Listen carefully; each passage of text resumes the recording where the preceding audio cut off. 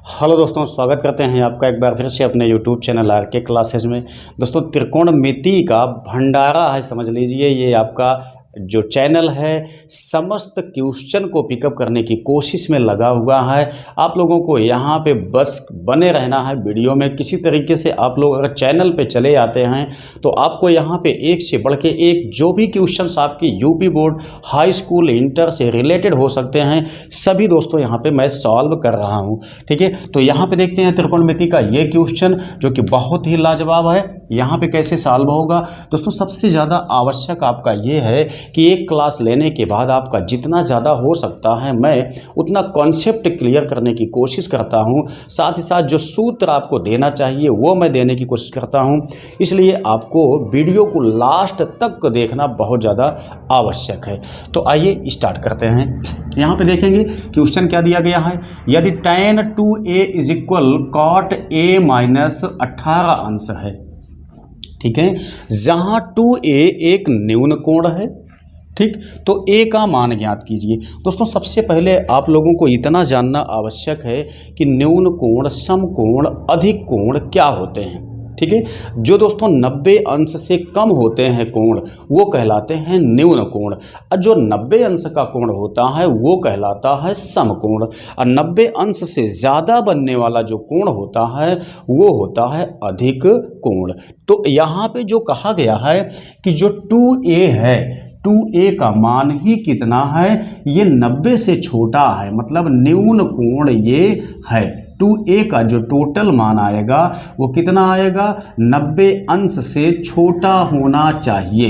ऐसा आपके कंडीशन में दिया गया है कि 2a का मान न्यून कोण है, 90 अंश से भी छोटा है। तो यहाँ पे सॉल्व करके देखना है हमको a का मान क्या होगा। तो देखिएगा, बहुत आसानी से हम लगाएंगे। देखिए, सबसे पहली बात क्या है यहाँ पे दोस्तों, सवाल जो दी गई है tan 2a is equal cot a minus 18 अंश दिया गया है। तो सबसे पहला काम आपका ये होता है कि चाहे आप काट को चाहे आप tan को, दोनों को एक पक्ष में बदल दीजिए। मतलब सवाल या तो tan के पदों में हो या तो काट के पदों में हो, ठीक, एक पदों में आ जानी चाहिए। तो हम यहाँ पे दोस्तों tan को बदलते हैं काट के पदों में। दोस्तों, यहाँ पे हम लोग जानते हैं कि tan को काट में बदलने के लिए, साइन को कॉसेक में, कॉस में बदलने के लिए हमारे पास चतुर्थांश का नियम होता है। तो हम चतुर्थांश के नियम का ही उपयोग यहाँ पे करने वाले हैं। तो आप लोग जानते हैं कि यहाँ पे जो आपका न्यून कोण से चलता है, मतलब 90 माइनस थीटा जो होता है दोस्तों, ये टोटल आल चेंज होता है, आल प्लस होता है। यदि आपने यहाँ पे त्रिकोणमिति का चतुर्थांश पढ़ा होगा तो मतलब tan यहाँ पे 90 माइनस थीटा इक्वल होता है cot थीटा। तो ये आल चेंज में चला जाता है। इसके आगे आप देखेंगे यहाँ पे मैंने माइनस नहीं लगाया हुआ है, इसलिए मैंने कहा आल चेंज आल प्लस होता है। तो यहाँ पे हम इसको लिख सकते हैं, tan 2a को लिख सकते हैं क्या चीज़, cot 90 माइनस 2a। क्यों? क्योंकि 2a जो है दोस्तों वो 90 से कम है, ऐसा कहा गया है कि 90 से छोटा कोण है आपका 2a। अब यहाँ पे इसको हम नहीं बदलेंगे, इसको ऐसे छोड़ देते हैं। तो देखते हैं यहाँ cot से cot आपका कैंसिल हो जाता है। यहाँ फाइनली आपका बचा कितना है, 90 अंश माइनस 2a। यहाँ पे देखते हैं तो a माइनस 18 अंश आपका आया हुआ है। अब यहाँ से हमको a की वैल्यू फाइंड करना है, a का मान निकालना है। आसानी से आप निकाल सकते हैं। देखिए, 18 को आप इस साइड में ले आते हैं तो ये आपका आएगा तो प्लस में हो जाएगा।